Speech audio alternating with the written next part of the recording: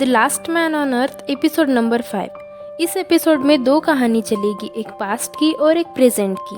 Past में हमें दिखाया जाता है कि एक औरत बगीचे में फूलों की सफाई कर रही होती है। तभी कुछ लोग बंदूक लेकर आते हैं और बंदूक से गार्ड्स को मार देते हैं और महल के अंदर जाकर एक एक करके सबको मार देते हैं। अब हमें दिखाया जाता है इनको मारने वाली वही औरत थी जो फूलों की सफाई कर रही थी। अब प्रेजेंट में हमें ये दिखाया जाता है कि सभी लोग उसी महल में रहने आते हैं। कैरल उसी औरत की तस्वीर की तारीफ करती है। अगले सीन में टोड मेलिसा की मदद करने लगता है। इधर एरिका और गिल परेशान होते हैं क्योंकि उनका बच्चा लगातार रो रहा होता है। वापस से हम पास्ट में देखते हैं। वो औरत बताती है कि हमारे बीच में एक सांप है जो दुश्मनों को हमारे बारे में बता रहा है। फिर वो औरत उसे निकम्मा कहती है और अपने आप को साबित करने बोलती है। वो उसे एक पजल बॉक्स देती है और उसे 10 सेकंड में सॉल्व करने बोलती है, लेकिन वो आदमी ऐसा नहीं कर पाता, जिससे वो औरत उसे गोली मार देती है और अपने आदमियों को उसकी डेड बॉडी साफ करने के लिए कहती है। वहाँ से एक आदमी कहता है कि हमें कुछ करना होगा, नहीं तो हमारा हाल भी इसके जैसा ही होगा। अगले सीन में कैरल टेंडी को कहती है कि हमें अपने आने वाले बच्चे के लिए इस जगह को सुरक्षित करना होगा और ऐसी सभी चीजों से अपने बच्चे को बचाना होगा। फिर कहानी वापस से पास्ट में जाती है, जहाँ हमें दिखाया जाता है हेक्टर बॉम्ब बना रहा होता है। अगले सीन में पैंजो हेक्टर से पूछता है कि क्या काम हो गया, जिस पर हेक्टर कहता है हाँ। इसके बाद औरत हेक्टर से पूछती है कि तुम कहाँ थे। हेक्टर कहता है आपके जन्मदिन के लिए इसे तैयार कर रहा था। फिर वो औरत पैंजो से कहती है कि तुम यहाँ सबसे वफादार इंसान हो, इसीलिए पहले तुम करोगे, जिससे वो ऐसा करने के लिए मजबूर हो जाता है और वो जानबूझकर पिनाटा को नहीं मारता। फिर अचानक से वहाँ हमला हो जाता है और वहाँ से सब लोग भागने लगते हैं। फिर हम कहानी को प्रेजेंट में देखते हैं, जहाँ जैस्पर उस खिलौने को देख लेता है जो स्टोर रूम में होता है। वापस से कहानी पास्ट में दिखाई जाती है, जहाँ लड़ाई हो रही थी। प्रेजेंट में टोड व्हील चेयर पे बैठा हुआ कमरे में आता है और कहता है मेलिसा ने मुझे ऐसा करने को कहा, जिस पर मेलिसा कहती है टोड तुम्हारा हेलमेट कहाँ है। टोड कहता है मुझे हेलमेट की जरूरत नहीं है। फिर मेलिसा कहती है अगर तुम्हें फिर से हार्ट अटैक आया और तुम चेयर से गिर गए तो तुम्हारे सर पे चोट आ सकती है, जिससे तुम मर सकते हो। और मजबूरन हेलमेट पहन लेता है। उधर एरिका परेशान है क्योंकि उसका बच्चा चुप होने का नाम नहीं ले रहा। फिर गिल और एरिका उसे कार में घुमाने लगते हैं। गिल एरिका और डॉन को ड्राइव पे ले जाती है। वो आपस में बातें कर रहे थे, जिसकी वजह से गिल का ध्यान ड्राइविंग से हट जाता है। सामने एक गाड़ी खड़ी होती है। गिल अपने गाड़ी को बचाते हुए निकल जाती है और आगे जाके रोकती है, जिस पर एरिका कहती है डॉन ने रोना बंद कर दिया है। उधर टोड व्हील चेयर पे बैठे बैठे नाच रहा होता है। मेलिसा वहाँ आती है और उसका गाना बंद करती है, जिसपे टोड को गुस्सा आता है और वो अपना हेलमेट निकाल देता है। तभी मेलिसा रोते हुए कहती है मुझे माफ कर दो, जो मैं तुम्हारी इतनी चिंता करती हूँ। आज से मैं तुम्हें किसी चीज के लिए नहीं रोकूंगी, और वहाँ से चली जाती है। सीन आगे बढ़ता है, जहाँ गिल गाड़ी को बहुत तेज चला रही होती है, जिसके कारण डॉन सो जाती है। उधर जैस्पर पिनाटा के साथ खेल रहा होता है। ये पिनाटा जो हमने पास्ट में देखा था और इसमें बॉम्ब था।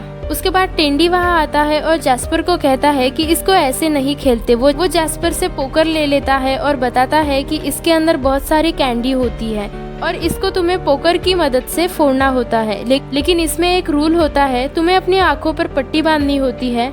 जिसके बाद टेंडी उसको ऐसा करके दिखाता है। फिर वहाँ केरल आती है और घर की चीजों को तोड़ने पर डांटने लगती है। इसके बाद कहानी पास्ट में आती है और दिखाया जाता है वो औरत हेक्टर से पूछ रही थी कि तुम डरे हुए हो, और कहती है कि हर कहानी का एक ही अंत होता है और वो है मौत। इसके बाद हम जैस्पर को देखते हैं। वो पिनाटा को तोड़ने के लिए उस पे पोकर मारता है और उसमें से कैंडीज गिरने लगती है।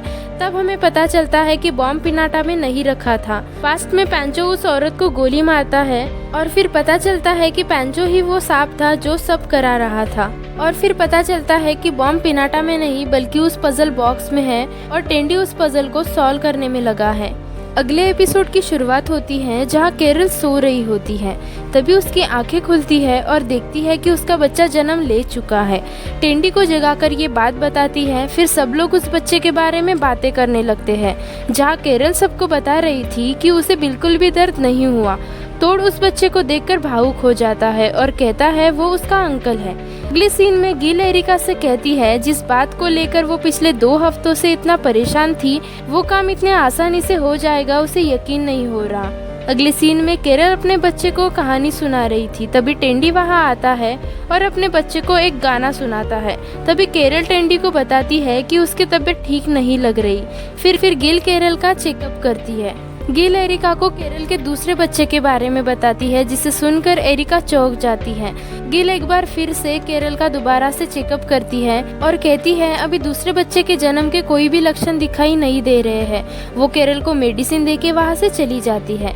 अगले सीन में मेलिसा तोड़ से कहती है अब हमें भी बच्चा कर लेना चाहिए, जिसपे तोड़ कहता है अभी मुझे बच्चे की नहीं तुम्हारी जरूरत है। केरल टेंडी को खुद पे नजर रखने के लिए कहती है और वो सो जाती है। केरल जब सुबह उठती है तो वो देखती है टेंडी सोया है। केरल टेंडी को उठाकर उसे कहती है मैंने तुम्हें पूरी रात मुझ पे नजर रखने के लिए कहा था, लेकिन तुम सो गए। टेंडी केरल को बताता है कि उसकी जगह तोड़ उस पे नजर रख रहा था। तोड़ वहाँ से चला जाता है। तभी गिल वहाँ आकर केरल का चेकअप करती है। गिल कहती है हमें तुम्हारे बच्चे को बाहर निकालना होगा, वरना टाइम ज्यादा लगने पर कुछ भी गड़बड़ हो सकती है। लेकिन केरल कहती है वो रिस्क लेने के लिए तैयार है। इधर एरिका डॉन को खिला रही होती है। तभी तोड़ वहाँ आता है और एरिका से कहता है मुझे तुम थकी हुई दिख रही हो, तुम थोड़ी देर सो जाओ, तब तक मैं डॉन का ख्याल रखता हूँ। फिर एरिका सोने चली जाती है। फिर से केरल से कहती है अब हमें तुम्हारे बच्चे को भी बाहर लाना होगा, लेकिन टेंडी मना कर देता है और उन दोनों की बहस हो जाती है। तभी केरल दूसरे बच्चे को भी जन्म दे देती है और वो उसका नाम माइक रखती है। तभी टेंडी भावुक हो जाता है क्योंकि माइक उसके भाई का नाम था। अगली सुबह सब लोग केरल से पूछते हैं कि तुम्हें इस बार भी दर्द नहीं हुआ। इस पे केरल कहती है उसे बिल्कुल भी दर्द नहीं हुआ। और ये एपिसोड यहीं पे एंड होता है।